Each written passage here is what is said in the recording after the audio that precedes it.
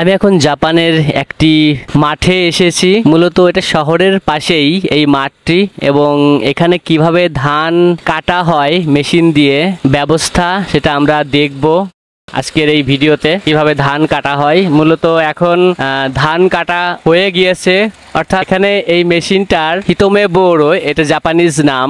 এই মেশিনের যে ধান অর্থাৎ এটা কাটার পরে ট্যাঙ্ক পূর্ণ হয়ে গিয়েছে।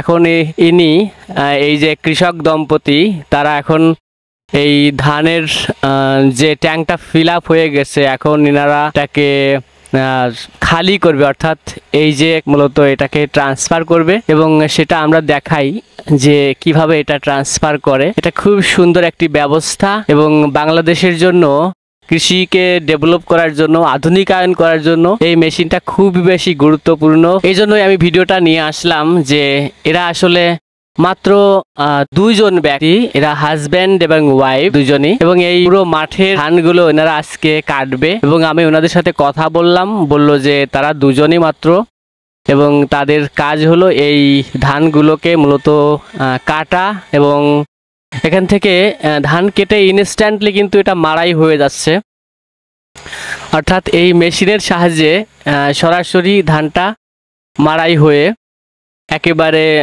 বস্তাবন্দি যাকে বলে, সরাসরি বস্তায় ওনারা এটা ঢোকাতে পারবে। এবং আমরা দেখি এটা কিভাবে করে। খুবই সুন্দর একটি ব্যবস্থা, আমার খুব ভালো লাগলো।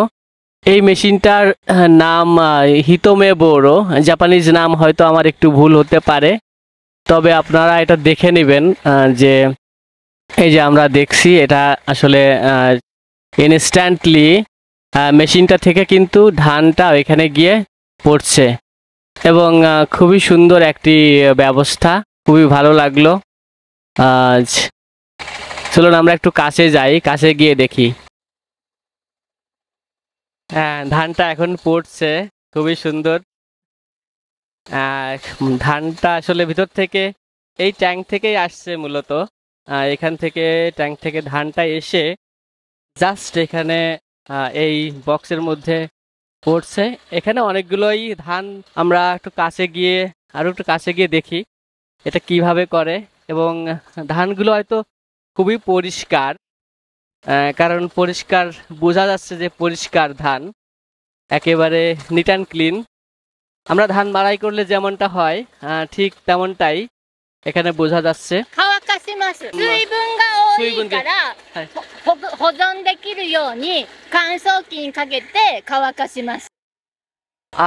ওকে, এখন হয়ে গিয়েছে এনাদের এটা। ধানটা খুবই সুন্দর হয়েছে, মূলত পরিষ্কার দেখা যাচ্ছে এখান থেকে, যদিও হয়তো ক্যামেরায় হ্যাঁ এটা ধানগুলো পরিষ্কারই লাগছে, খুবই সুন্দর। এখন এটা ক্লোজ হয়ে গেল।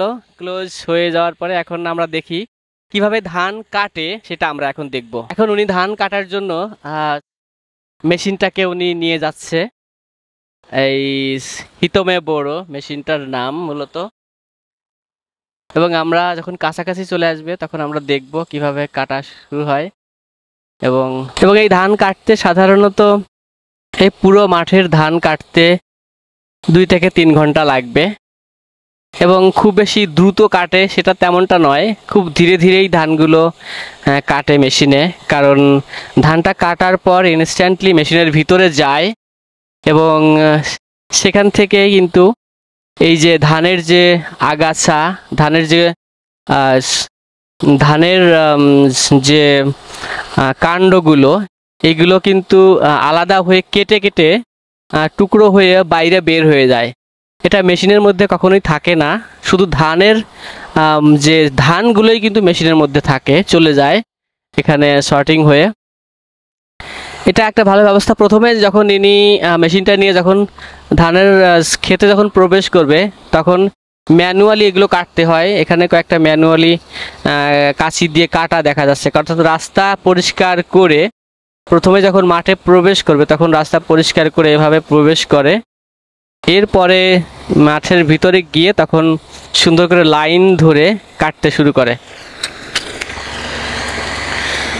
আমরা এখন দেখছি যে ধান কাটার জন্য সে একেবারে মাঝে প্রবেশ করেছে, ধান ক্ষেতের ভিতরে সে প্রবেশ করেছে। যাই হোক, আমরা কাছে আসলে আরো দেখতে পাবো। এবং ধানগুলো কিন্তু অনেক সুন্দর, একবারে পরিষ্কার হয়েছে ধানগুলো।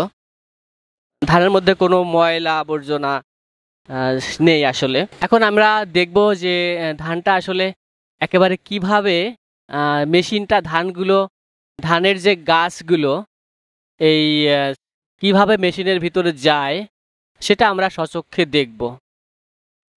এবং এটা সুন্দর একটা অনুভূতি। আমার মনে হয় বাংলাদেশের এগ্রিকালচারাল সেক্টরে যদি এই ধরনের আধুনিক যন্ত্রপাতি, আধুনিক টেকনোলজি যেটা বলি, টেকনোলজি যদি আমরা এগ্রিকালচারাল সেক্টরে আনতে পারি তাহলে আমাদের এগ্রিকালচার সেক্টরটা অনেক ডেভেলপ হবে।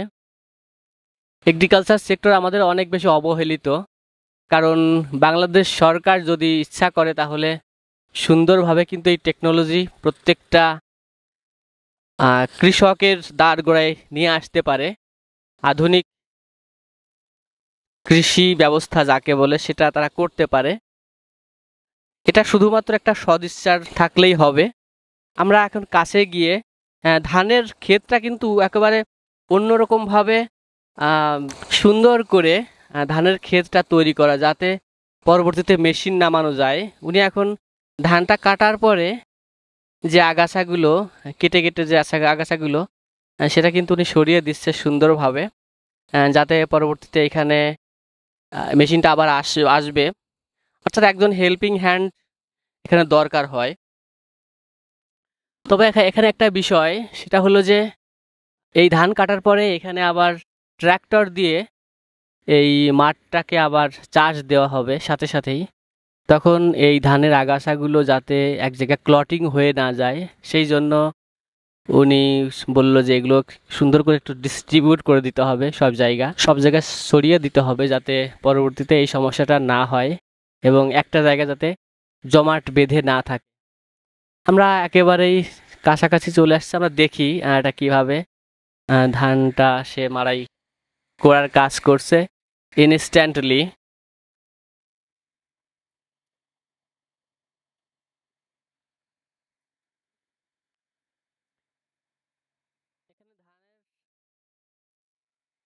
খুব বেশি যে অংশ জুড়ে কাটতে থাকে ঠিক তেমনটা নয়, একটা নির্দিষ্ট অংশ জুড়ে সে কাটতে থাকে। এবং ধানের যে মেশিনটা এরকম দেখতে কাছ থেকে, হাই টেকনোলজি।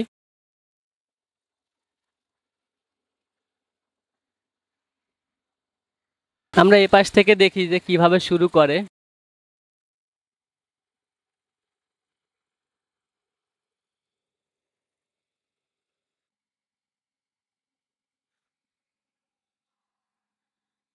どのぐらい時間かかる？そうね。今何時？ あ 9 時ぐらいから始めたから、あもう1時間はかかる。もう1時間2時間半ぐらいかな。উনি বলছে যে এই পুরো মাঠটা করতে এখনো 2 ঘন্টা সময় লাগবে। অর্থাৎ এটা খুবই ধীর গতিতে আসলে কাটে।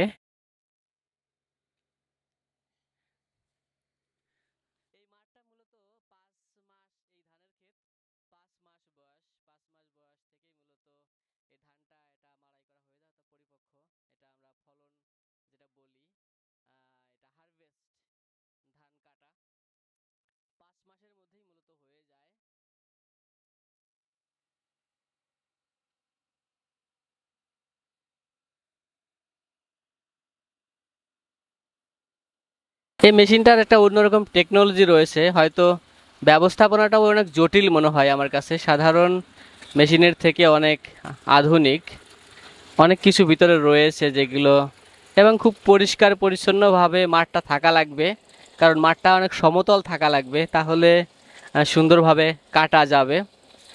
যদিও মেশিনের সে ব্যবস্থা রয়েছে, কারণ এটা জাপানিজ কোম্পানির একটা মেশিন, হিতোমে বোরে এই মেশিনটার নাম। উনি আমাদেরকে বললেন যে মেশিনটার নাম হিতোমে বোরে। যাই হোক, আমরা এখন মাঠ থেকে চলে যাব। সুন্দর একটি অনুভূতি, আশা করি সবার ভালো লেগেছে। এবং তারা হাজব্যান্ড ওয়াইফ দুজনই বয়স্ক, 60 বছর বয়স হবে ওনাদের মিনিমাম। এবং তারা দুজন হাজব্যান্ড ওয়াইফ রয়েছে, তাদের ফ্যামিলি রয়েছে। তারা দুজনই এসেছে মূলত কাজ করার জন্য। উনি হেল্পিং হ্যান্ড হিসেবে কাজ করছে ওনার সাথে। মাঠের এই আগাছাগুলো সরিয়ে দেয় যাতে ধান কাটতে সুবিধা হয়, এবং সার্বক্ষণিক একজন থাকলে সুবিধা হয় ধান কাটতে। তবে এটা ভালো একটা টেকনোলজি ধান কাটার জন্য, কারণ আমি এই ধান ক্ষেতের পাশ দিয়েই মূলত অনেকবার দেখেছি যে এখানে ধান লাগানো হলো। ধান লাগানো থেকে আমি দেখেছি যে ধানটা কীভাবে বড় হয়, এখানে সেচের ব্যবস্থা থেকে শুরু করে সব কিছু আমি দেখেছি যে কত সুশৃঙ্খলভাবে এখানে ড্রেনেজ সিস্টেম, অনেক সুন্দরভাবে ড্রেনেজ সিস্টেম রয়েছে জাপানে।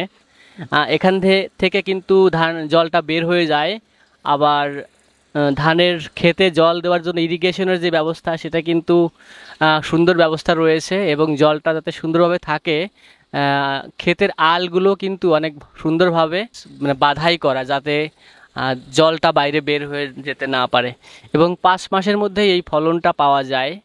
এবং জাপানিজ চাল বা ধান যেটা বলি আমরা, এটা খুবই সুস্বাদু আমরা জানি। যারা জাপানিজ রাইস ভাত খেয়েছেন তারা জানেন যে জাপানিজ রাইসগুলো কিন্তু খুবই টেস্টি, খুবই সুস্বাদু। জানি না আমি এটা ভ্যারাইটির নাম কি, তবে আমরা ধানটা দেখাতে পারি।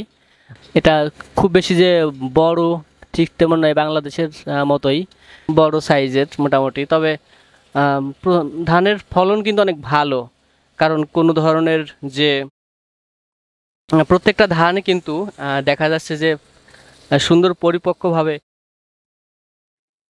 ফলন হয়েছে। হ্যাঁ, এখানে কোনো মানে ধানের যে ফলন অনেক সময় খারাপ হয় সেরকমটা আসলে দেখা যাচ্ছে না, প্রত্যেকটা ধান খুবই পরিপুষ্ট। যাই হোক, এটা পাহাড়ে বেষ্টিত একটি জায়গা এবং সুন্দর একটি জায়গা এখানে, এবং ধানের ক্ষেত রয়েছে আরও অনেক। এনারা আজকে সারাদিন কাজ করবে এবং আমি পাশ দিয়ে যাচ্ছিলাম, তো এখন এনাদের সাথে বিষয়টা দেখে খুব ভালো লাগলো, এনাদের সাথে কথা বললাম। এবং তারা একজন কৃষক দম্পতি। ধন্যবাদ, বাই বাই জাপানের এই শহর থেকে।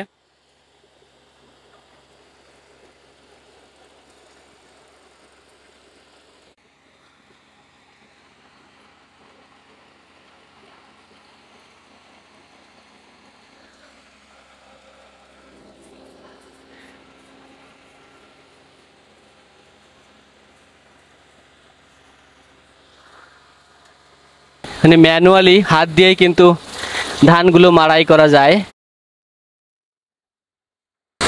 অর্থাৎ ম্যানুয়ালি হাত দিয়ে মাড়াই করা যায়। ধানগুলো নিয়ে ম্যানুয়ালি করা যায়, এটা একটা অবাক করা ব্যাপার। এবং এখানে ধানগুলো ধানের যে আগাছা কাটা অংশ সেটা কিন্তু এখানে পড়ছে কেটে কেটে, এবং এখানে উনি ম্যানুয়ালি কেটেছে, কারণ হলো এখানে মেশিনটা প্রবেশ করবে, মেশিনটা ঢুকবে এদিক দিয়ে। মেশিনটা যখন ঢুকবে তখন কিন্তু একটা জায়গাটা পরিষ্কার রাখা লাগবে, এজন্য উনি এটা হাত দিয়ে প্রথমে কেটে নিয়েছে। কেটে নিয়ে তারপর মেশিনটাকে এখন ওইখানে উনি অন্য একটা ক্ষেতে শুরু করবে। এই পুরো ক্ষেতটা মূলত উনি শুরু করবে, অর্থাৎ এটা কিন্তু হয়ে গেছে ইতিমধ্যেই, আমরা যেটা দেখলাম, হয়তো সামান্য একটু বাকি আছে, ওটা উনি করবে। এবং এটা খুব ভালো লাগলো। কোনো ধরনের যে ধানের চিটা বলি আমরা সাধারণ গ্রাম্য ভাষায়, সেরকম কিন্তু নাই আসলে। 5 মাস মূলত এই ধান ক্ষেতের বয়স ধানের, এবং এটা হারভেস্টিং করার জন্য যথেষ্ট সময় আমি মনে করি। এবং ধানগুলো হাত দিয়ে দেখলাম, এটা খুবই সুন্দর এবং পরিপুষ্ট হয়েছে, এবং খুব অল্প সময়ের মধ্যেই ধানগুলো মাড়াই করা হয়ে গেল, এটা একটা ভালো। এবং ইতোমে বোরু জাপানিজ মেশিনটার নাম, এটা ভালো লাগলো জাপানের এই ইয়ামাগুচি শহর থেকে এবং এই ধান ক্ষেত থেকে বিশেষ করে। দেখা হবে অন্য কোনো ভিডিওতে, বাই বাই।